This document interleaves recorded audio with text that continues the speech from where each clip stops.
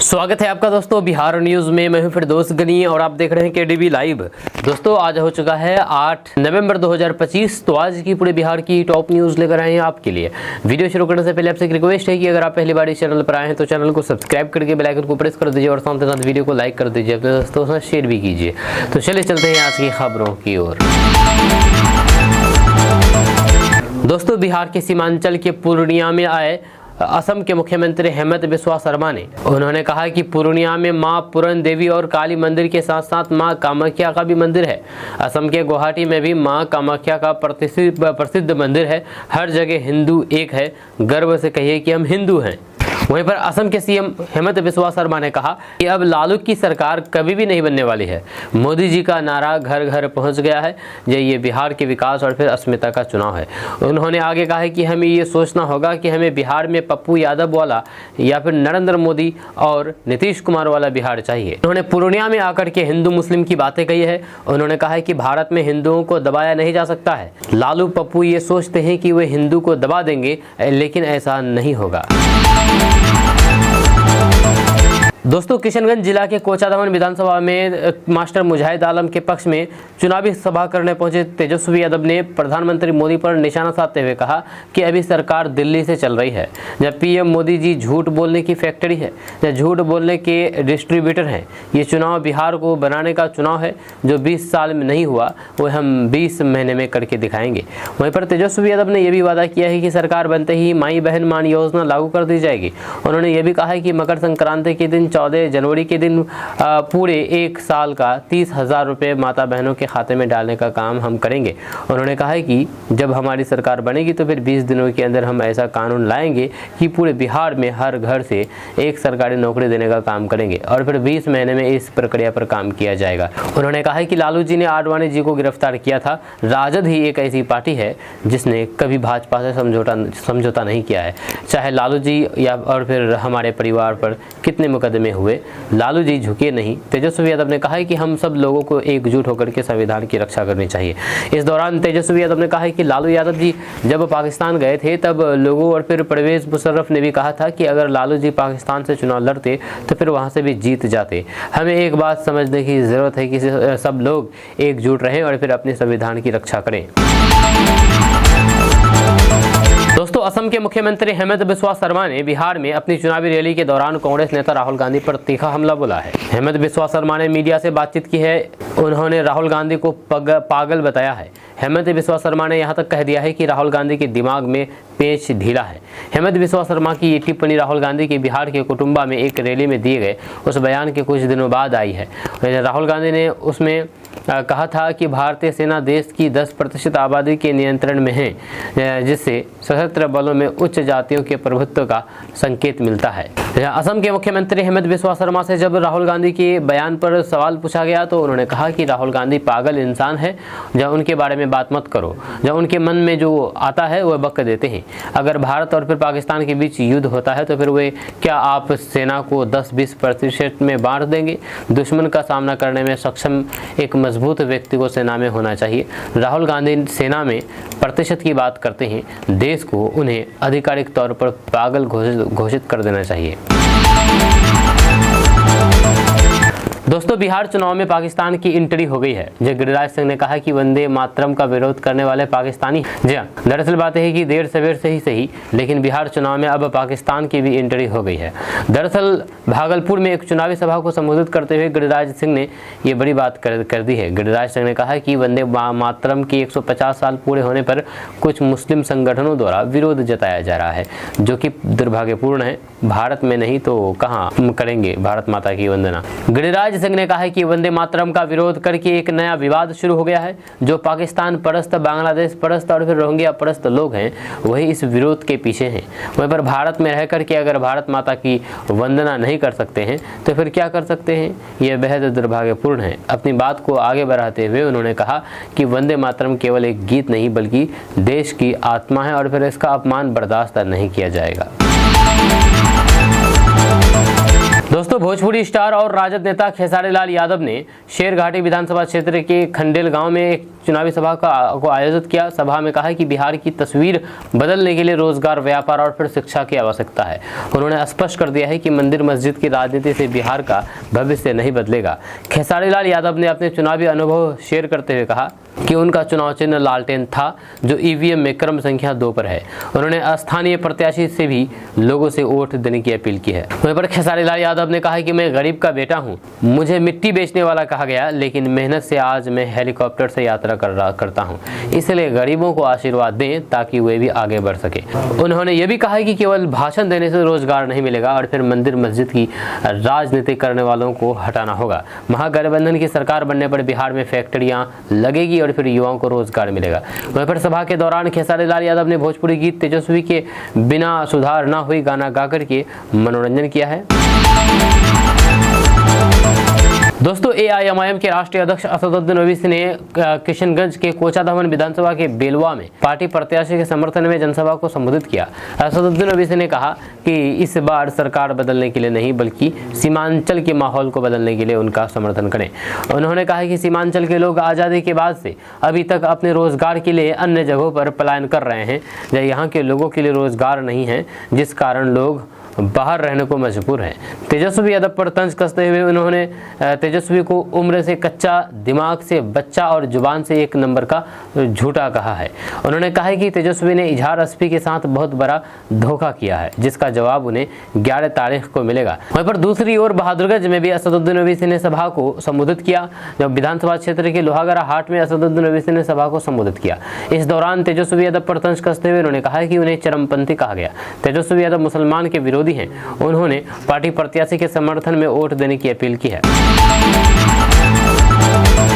दोस्तों, बिहार विधानसभा चुनाव के बीच पूर्णिया सांसद पप्पू यादव ने एक न्यूज चैनल से खास बातचीत की है। इस दौरान बातचीत में पप्पू यादव ने कहा है कि जनता महागठबंधन के साथ है। यह 35 से 40 वर्ष के यूथ महागठबंधन को वोट देना चाहते हैं। इसके पीछे कई परसेप्शन है। पेपर लीक जब हुआ तब हम लोग लगातार उनके साथ थे, लेकिन बीजेपी और एनडीए यूथ के साथ खड़ी नहीं थी। वहीं पर पप्पू यादव ने कहा कि एनडीए ने यूथ का भरोसा नहीं जीता है। जब भी चुनाव आती है, कोई मुद्दा आता है कि एनडीए झूठ के अलावे सच का सहारा लेते ही नहीं है। आप केंद्रीय विश्वविद्यालय को ले लीजिए, आप IIT IIM को ले लीजिए, यूथ की पीस फ्यूचर के लिए कोई बात नहीं हुई है। पप्पू यादव ने आगे कहा है कि आप गौर से देखेंगे तो फिर पाएंगे कि बिहार में क्या है। बिहार में का बा, बिहार में झूठ बा, जात पात बा, भ्रष्टाचार बा, बार बा, बीमारी बा, गरीबी बा, अशिक्षा बा। वहीं पर आरजेडी आ गई तो जंगल राज आएगा। अब इस सवाल पर पप्पू यादव ने कहा है कि राम राज्य क्या होता है, ये पूर्णिया से पूछिए। यहाँ किसी की आंखों से आंसू नहीं गिरेगा। इलाज फ्री है मेरे यहाँ। हर किसी के सुख दुख में मैं हमेशा खड़ा रहता हूँ, जो उसके लिए पप्पू यादव खड़ा है।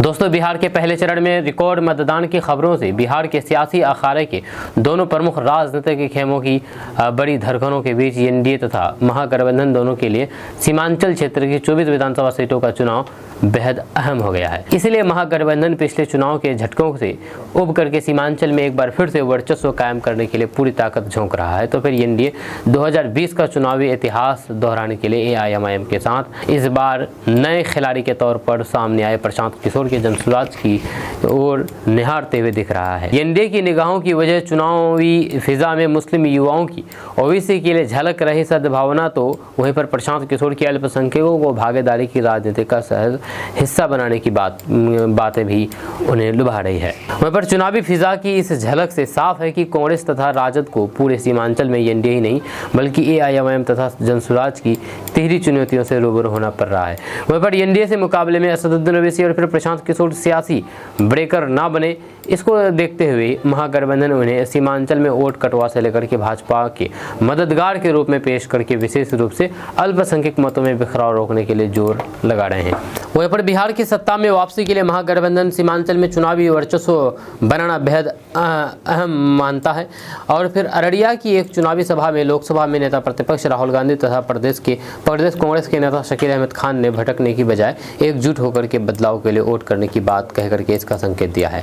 इसमें संदेह नहीं है कि 2020 में सीमांचल की 24 में से 12 सीटों पर जीत के सहारे ही एनडीए ने महागठबंधन की सत्ता की उम्मीदें तोड़ दी थी।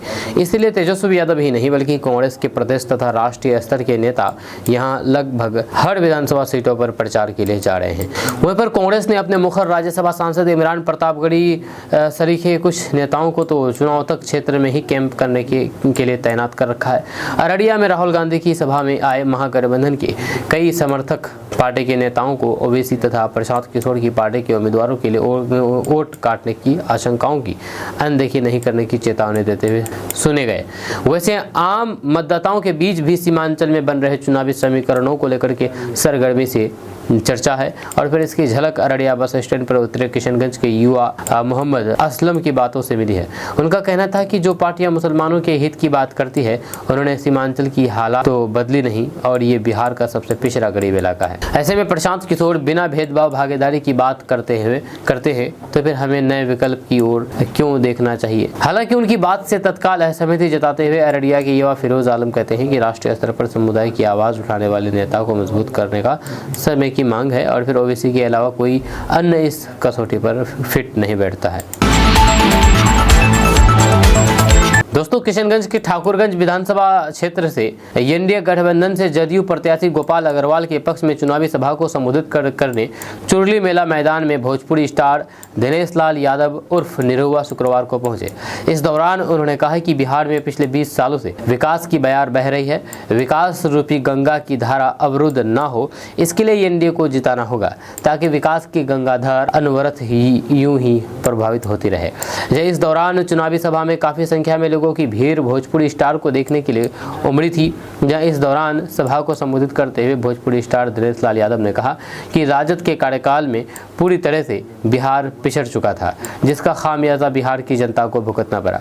जहां सड़क से लेकर के विकास के मुद्दे पर बिहार पिछड़ चुका था, लेकिन नीतीश कुमार के नेतृत्व में एनडीए गठबंधन की सरकार ने बिहार में विकास को एक सकारात्मक दिशा दी है। विकास की पटरी पर बिहार दौड़ने लगा है। बिहार को विकास की ओर ले जाना है तो फिर भाजपा एनडीए गठबंधन को वोट करने और फिर बिहार के मुख्यमंत्री के रूप में नीतीश कुमार को बनाएं।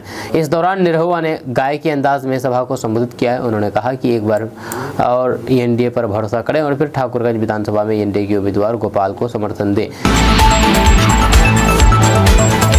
दोस्तों, बिहार विधानसभा चुनाव के पहले चरण की वोटिंग 6 नवंबर को हो गई है। इस दौरान समस्तीपुर से लोक जनशक्ति पार्टी रामविलास की सांसद संभावित चौधरी का एक वीडियो सोशल मीडिया पर तेजी से वायरल हो रहा है। जब वीडियो में मतदान के बाद उनके दोनों हाथों पर स्याही के निशान स्पष्ट रूप से देखे जा सकते हैं। कुछ सोशल मीडिया उपयोगकर्ताओं ने उन पर 2 बार वोट डालने का आरोप लगाया है, जबकि अन्य ने कहा है कि ये स्याही के निशान मतदान में हुई गड़बड़ी का संकेत हो सकते हैं। इस वीडियो में 27 वोट से संभावित चौधरी अपने पिता अशोक चौधरी और फिर मां नीता चौधरी के साथ कैमरे के सामने पोज देती नजर आ रही है। वहीं पर परिवार ने मतदान केंद्र पर मतदान किया था और फिर मीडिया के सामने अपनी स्याही लगी उंगलियां दिखा रहे थे। वहीं पर वीडियो में संभावित चौधरी पहले अपने दाहिने हाथ को उठाकर के स्याही लगी उंगली दिखाती है, फिर तेजी से बाएं हाथ की ओर मुड़ती है जिस पर भी स्याही का निशान है। ये क्षण सोशल मीडिया पर काफ़ी चर्चा का विषय बन गया है। वहीं पर इस वीडियो पर प्रतिक्रिया देते हुए राजद के राष्ट्रीय प्रवक्ता कंचना यादव ने एक्स पर वीडियो शेयर करते हुए लिखा कि ये तो बिल्कुल भी नई स्तर की धोखाधड़ी है। ये लोजपा सांसद संभावित चौधरी है जहाँ इनके दोनों हाथों में स्याही लगी है, यानी कि इन्होंने 2 बार वोट दिया है। जब ये बात सामने आई तो फिर इनके पिता अशोक चौधरी इन्हें आंखों से इशारा करते नजर आए। दोस्तों, बिहार विधानसभा चुनाव के पहले चरण का मतदान संपन्न होने के बाद केंद्रीय गृह राज्य मंत्री और फिर बिहार भाजपा के पूर्व अध्यक्ष नित्यानंद राय ने एक बड़ा दावा करते हुए कहा कि जनता में एनडीए के प्रति भारी लहर देखने को मिली है, जिससे 14 नवंबर को उनकी प्रचंड जीत सुनिश्चित हो चुकी है। उन्होंने मतदाताओं से भारी उत्साह और फिर भागीदारी के लिए उनका हार्दिक अभिनंदन भी किया है। नित्यानंद राय ने कहा कि पहले चरण के मतदान में मतदाताओं ने गुंडाराज, जंगलराज और भ्रष्टाचार के संरक्षकों यानी कि महागठबंधन को पूरी तरीके से आईना दिखाया दिया है। उन्होंने आरोप लगाया है कि चुनाव के दौरान आरजेडी के लोगों द्वारा कई दर्जन जगहों पर उत्पात मचाने और फिर चुनाव में बाधा डालने की कोशिश की गई, लेकिन जनता ने एक तरफ इसका जवाब दिया तो दूसरी तरफ मुस्तैद प्रशासन ने उनके मंसूबे को नाकाम कर दिया। वहीं पर नित्यानंद राय ने मतदान के उच्च प्रतिशत को बिहार के लोकतंत्र की धरती होने का सबूत बताते हुए कहा है कि बिहार की जनता ने एक बार फिर से पूरे देश और फिर दुनिया को एक मजबूत मैसेज देने का काम किया है। दोस्तों, बिहार विधानसभा चुनाव ने भोजपुरी फिल्म उद्योग में दो धरों का निर्माण कर दिया है। एक ओर सांसद मनोज तिवारी, रवि किशन और फिर पवन सिंह है जो एनडीए का समर्थन कर रहे हैं। दूसरी ओर खेसारी लाल यादव है जो राजद के टिकट पर छपरा विधानसभा से चुनाव लड़ रहे हैं। वहीं पर चुनाव प्रचार के दौरान खेसारी लाल यादव ने पवन सिंह के निजी जीवन पर टिप्पणी की है, जिसके जवाब में पवन सिंह ने कहा कि कुछ लोग कब अपनी पत्नी की बहन और फिर कभी बहन को पत्नी बना लेते हैं, ये कोई नहीं जानता है। यह बिहार विधानसभा चुनाव के पहले चरण के प्रचार के दौरान खेसारी लाल यादव ने पवन सिंह के व्यक्तिगत जीवन पर टिप्पणी की थी। उन्होंने ये भी कहा कि अश्लील गानों की शुरुआत पवन ने नहीं की थी, बल्कि ये भोजपुरी इंडस्ट्री में पहले से ही प्रचलित था। पवन सिंह ने इस पर प्रतिक्रिया देते हुए कहा है कि वे कुछ नहीं कहना चाहते हैं, लेकिन भोजपुरी में एक कहावत है, अध जल गगरी छलकत जाए, जब उनका हाल भी ऐसा ही है। पवन सिंह का ये बयान सोशल मीडिया पर तेजी से वायरल हो गया है, जिससे दोनों पक्षों के समर्थक एक दूसरे पर तंज कसने लगे हैं। वहीं पर बिहार विधानसभा चुनाव के पहले चरण के मतदान से पहले एक इंटरव्यू में खेसारी लाल यादव ने कहा था कि वे अपनी पत्नी से घर में प्यार करते हैं, लेकिन बाहर निकलते समय वे उसके साथ भाई की तरह चलते हैं। उन्होंने कहा कि वे उसकी सुरक्षा के लिए ढाल बनना चाहते हैं। इस बयान को लेकर के इंटरनेट पर मीम्स और फिर कटाक्ष का विषय बन गया है, जिसे पवन सिंह ने अपने बयान में जोर करके निजी तंज कसा है। दोस्तों, वीआईपी और महागठबंधन के उप मुख्यमंत्री पद के उम्मीदवार मुकेश सहनी ने एनडीए पर निशाना साधते हुए कहा है कि बिहार में पहले चरण के मतदान में लगभग 65% मतदान देकर के गठबंधन कुछ दिनों के लिए खुश हो सकता है, लेकिन राज्य के युवाओं ने पहले ही बदलाव की मांग कर दी है। मुकेश सहनी की ये टिप्पणी प्रधानमंत्री नरेंद्र मोदी द्वारा एनडीए की जीत पर विश्वास व्यक्त करने के लिए एक दिन बाद आई है, जिसमें उन्होंने कहा था, यानी कि पीएम मोदी ने कहा था कि उच्च मतदान प्रतिशत बिहार में एनडीए की लहर का संकेत देता है। वहीं पर अब मुकेश सहनी ने चुनाव आयोग के आंकड़ों की भी आलोचना की है और कहा कि अगर राज्य में विशेष गहन पुनरीक्षण से हटाए गए आंकड़ों को भी शामिल कर लिया जाए तो फिर ऐतिहासिक मतदान प्रतिशत पिछली बार से ही बना हुआ है। जब उन्होंने आरोप लगाया है कि एसआईआर ने प्रत्येक निर्वाचन क्षेत्र में कम से कम 20,000 वोट काटे हैं। जब वीआईपी संस्थापक ने जब मुकेश सहनी ने कहा है कि एनडीए को कुछ दिन वोटिंग प्रतिशत देकर के खुश होने दीजिए, जब उन्हें खुश होने दीजिए। हालांकि वोटिंग प्रतिशत नहीं बढ़ा है, पैटर्न पहले जैसा है। जब हर चुनाव क्षेत्र में कम से कम 20,000 वोट काटने के बाद क्या इसका हिसाब लगाने पर प्रतिशत बढ़ा है? दोस्तों, बिहार चुनाव में कब क्या हो जाए कहना मुश्किल है। यह खबर पूर्वी चंपारण जिले की सुगोली विधानसभा सीट से आई है, जो खूब चर्चा में है। नतीजा ये निकला कि आरजेडी से बागी होकर के अलग चुनाव लड़ रहे तेज प्रताप यादव की पार्टी को सीधे महागठबंधन का समर्थन मिल गया है। दरअसल पूर्वी चंपारण की सुगोली सीट पर मुकेश सहनी की पार्टी विकासशील इंसान पार्टी का उम्मीदवार पहले से खड़ा था, लेकिन कुछ कागजी कारणों से वीआईपी उम्मीदवार का नामांकन रद्द हो गया। इस वजह से महागठबंधन के सामने ये सीट खाली हो गई। वीआईपी सुप्रीमो मुकेश सहनी ने बहुत दिमाग लगाया। उन्होंने देखा कि इस सीट पर तेज प्रताप यादव की नई पार्टी जनशक्ति जनता दल यानी कि जेजेडी के उम्मीदवार श्याम किशोर चौधरी मजबूत स्थिति में है और फिर जेजेडी के लिए समर्थन का ऐलान कर दिया। मुकेश सहनी ने सुगोली में एक बड़ी चुनावी सभा की, जहां पर उन्होंने श्याम किशोर चौधरी के लिए लोगों से वोट मांगा। उन्होंने अपने भाषण में साफ साफ कहा कि श्याम किशोर चौधरी को सिर्फ वीआईपी का नहीं बल्कि पूरे महागठबंधन का समर्थन है। तेज प्रताप यादव और तेजस्वी यादव के बीच चल रही अनबन पर मुकेश सहनी ने बहुत ही सहानुभूति वाला बयान दिया है। उन्होंने कहा है कि परिवार में कुछ खटपट होते रहता है, तेज प्रताप यादव अपना तो ही है। वहीं पर उन्होंने ये कहकर के संदेश दिया है कि तेज प्रताप यादव भले ही आरजेडी से अलग चुनाव लड़ रहे हैं, लेकिन वे अब भी लालू परिवार के हैं और फिर अपने हैं। वहीं पर सुगोली में महागठबंधन का कोई भी मजबूत उम्मीदवार न होने पर बीजेपी या फिर एनडीए के दूसरे साथी को फायदा हो सकता था। तेज प्रताप यादव के उम्मीदवार को समर्थन देकर के मुकेश सहनी ने यह सुनिश्चित किया है कि विपक्षी वोट बटे नहीं और सीधे एनडीए के खिलाफ पड़े। दोस्तों, बिहार के पहले चरण के मतदान में 64% मतदान हुआ है। इस पर गिरिराज सिंह ने कहा है कि ये नीतीश कुमार और नरेंद्र मोदी की भी विश्वसनीयता का वोट है। महागठबंधन पर टिप्पणी करते हुए उन्होंने कहा कि ऐसा कोई सगा नहीं जिसे इन लोगों ने ठगा नहीं, और उनका नाम है MY। वहीं पर लखीसराय में विजय सिन्हा पर हमला को लेकर के उन्होंने कहा कि ये दुर्भाग्यपूर्ण है। ये यादवों का गाँव था जब वहाँ पर नंगा नृत्य किया जा रहा था, गरीबों को वोट डालने नहीं दिया जा रहा था। वहीं पर प्रशांत किशोर के 30 साल में पहली बार बम्पर वोटिंग के सवाल पर उन्होंने कहा है कि प्रशांत किशोर की दुकानदारी समाप्त होने वाली है। गिरिराज सिंह ने कहा है कि बिहार में मतदान के पहले चरण में बेगूसराय सहित बिहार के विभिन्न हिस्सों में जबरदस्त वोटिंग हुई है, जब पुरुष से अधिक महिलाओं ने वोटिंग किया है। जब ये विश्वसनीयता का वोट है, जो ये नीतीश कुमार और नरेंद्र मोदी के भी विश्वसनीयता का वोट है। जो लोग अंग्रेजी पढ़ रहे हैं, अपने अनुभव का पॉलिटिकल एनालिसिस कर रहे हैं, सबका कैलकुलेशन फेल हो जाएगा। इन लोगों की लुटिया डूब चुकी है। विपक्षी 14 नवंबर को औंधे मुंह गिरेंगे, क्योंकि सवाल विश्वसनीयता का है। उन्होंने कहा है कि राहुल गांधी वर्चुअल टिकट बांट रहे थे, बिहार की पब्लिक ने वास्तव में उन्हें भगा दिया है। लालू जी के जंगलराज को होने नहीं देंगे, गिरिराज सिंह ने ये बात कही है। उन्होंने कहा है कि जब अभी तेजस्वी यादव के मंच से ये गाना गाया जा रहा है कि तेजस्वी भैया आएंगे तो कनपट्टी में कट्टा लगाएंगे, अब ऐसे में कौन माँ होगी जो अपने बेटे की सुरक्षा के लिए चिंतित नहीं होगी? कौन ऐसा पिता होगा जो अपने बेटे की सुरक्षा के लिए चिंतित नहीं करेगा?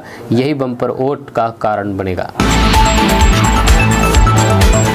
दोस्तों, बिहार के परिवहन विभाग में नौकरी पाने का सुनहरा मौका है। अगर आप 12वीं पास हैं तो आपके लिए अच्छी खबर है।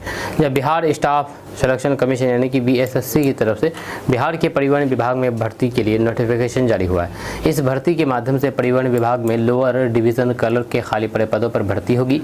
इस भर्ती के माध्यम से कुल 89 पदों पर भर्तियाँ होगी। इनमें आवेदन करने के लिए कैंडिडेट्स को BSSC एग्जाम की ऑफिशियल वेबसाइट bssc.bihar.gov.in पर जाना होगा। वहाँ पर BSSC की इस भर्ती के लिए आवेदन प्रक्रिया शुरू हो चुकी है और 25 नवंबर 2025 तक चलेगी। उम्मीदवारों को सलाह दी जाती है कि अंतिम तिथि का इंतजार न करें और समय पर आवेदन प्रक्रिया पूरी करें, ताकि किसी तकनीकी परेशानी से बचा जा सके। वहीं पर इन पद के लिए आवेदन करने वाले उम्मीदवारों के पास किसी मान्यता प्राप्त बोर्ड से 12वीं पास की योग्यता होना जरूरी है। साथ ही उम्मीदवारों को कंप्यूटर चलाना और टाइपिंग का बुनियादी ज्ञान होना चाहिए, क्योंकि इस पद पर चयनित उम्मीदवारों को कंप्यूटर ऑपरेटिंग और टाइपिंग का काम करना होगा। दोस्तों, बिहार विधानसभा चुनाव में पहले चरण के मतदान के दौरान उप मुख्यमंत्री विजय कुमार सिन्हा पर हमला हुआ है। इसके बाद से राजनीतिक सरगर्मी बढ़ गई। इसको लेकर के आचार्य प्रमोद कृष्णन ने विपक्षी पार्टी RJD को पर जमकर के हमला बोला।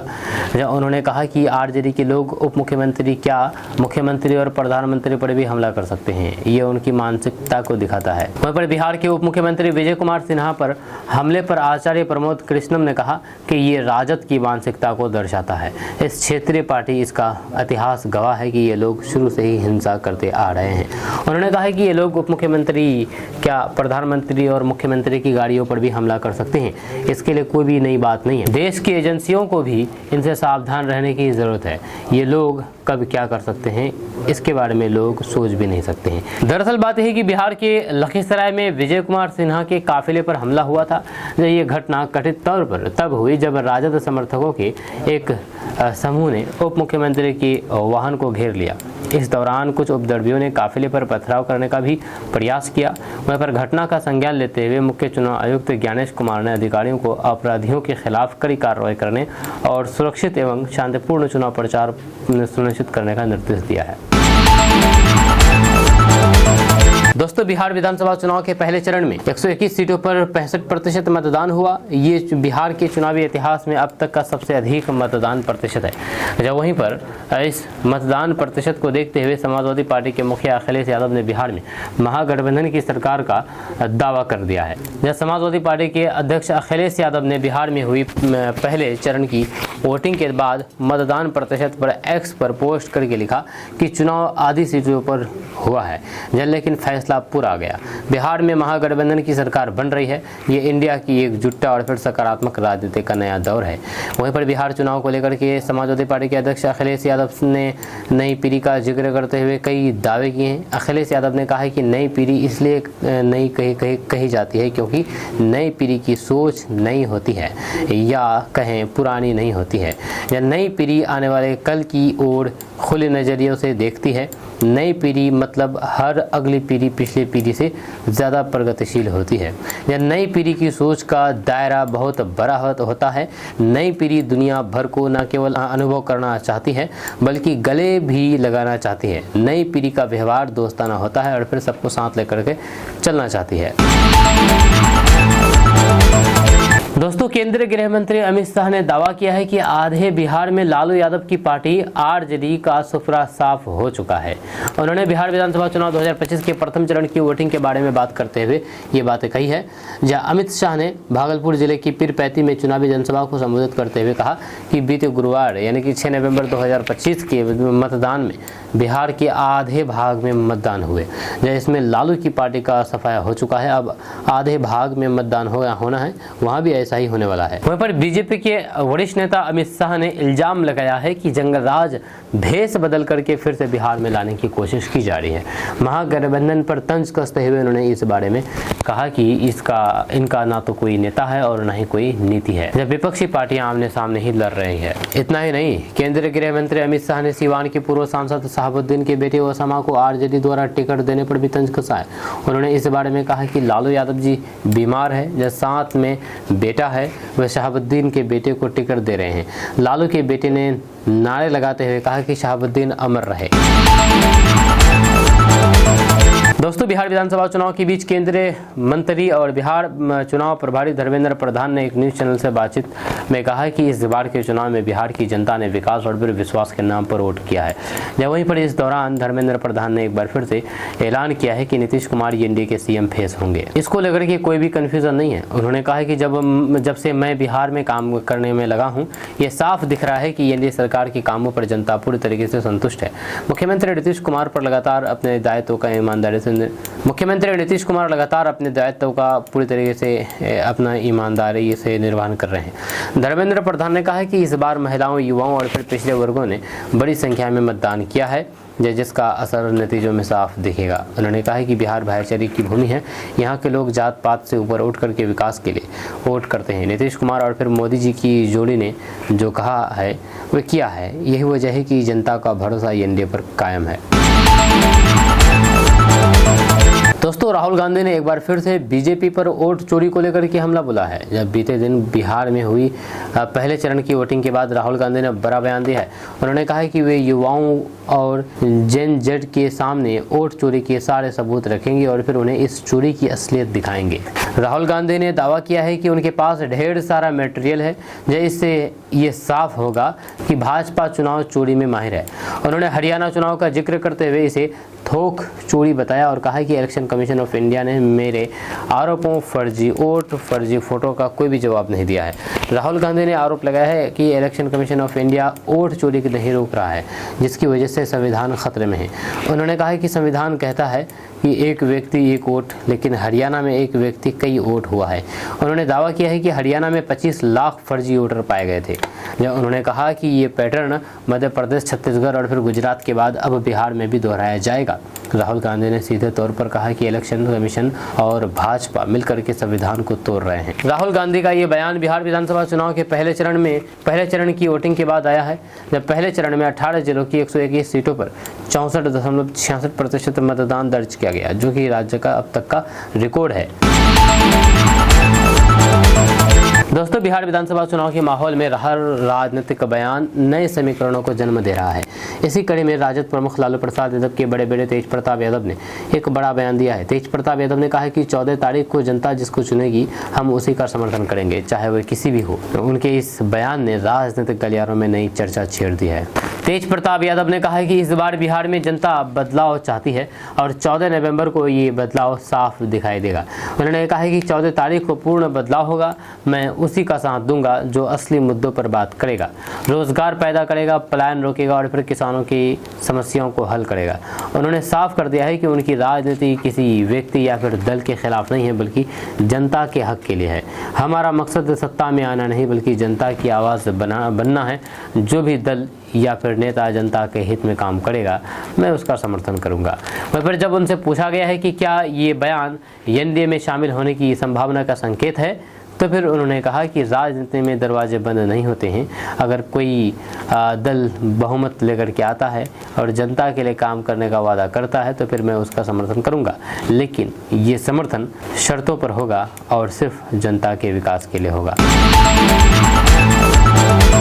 दोस्तों, बिहार में चुनावी सरगर्मी गरमा गए हैं। जहाँ दरअसल बात है कि प्रशांत किशोर ने एक तीखा हमला बोला है और ये हमला डिप्टी सीएम सम्राट चौधरी पर बोला है। उन्होंने डिप्टी सीएम सम्राट चौधरी पर तंज कसते हुए कहा कि जो नेता पूरे बिहार में जीत का दावा कर रहे हैं उन्हें पहले अपनी सीट तारापुर की फिक्र करनी चाहिए। प्रशांत किशोर ने चुटकी लेते हुए कहा कि सम्राट चौधरी बताएं कि वे तारापुर जीत रहे हैं या फिर हार रहे हैं। जहाँ इतने बड़े नेता है लेकिन दूसरों की रैलियां कर रहे हैं। अमित शाह, राजनाथ सिंह जैसी अगर इतना भरोसा है तो फिर अपने काम के दम पर वोट चुनाव लड़े। वहीं पर जनसुराज प्रमुख प्रशांत किशोर ने बड़े हुए मतदान प्रतिशत को जनता के मूड का संकेत बताया है। उन्होंने कहा है कि इस बार का मतदान आज़ादी के बाद का सबसे ज़्यादा है। मैं महीने से कह रहा हूं कि 60% से ज़्यादा लोग बदलाव चाहते हैं। अब जनसुराज ने उन्हें वो विकल्प दिया है। छठ के बाद भी जो प्रवासी मजदूर यहाँ पर रुके हैं वो इस बार के चुनाव का एक फैक्टर है। वहीं पर प्रशांत किशोर ने आत्मविश्वास जताते हुए कहा है कि बिहार में इस बार इतिहास लिखा जाएगा। 14 नवंबर को जनता अपने फैसले से नई दिशा तय करेगी।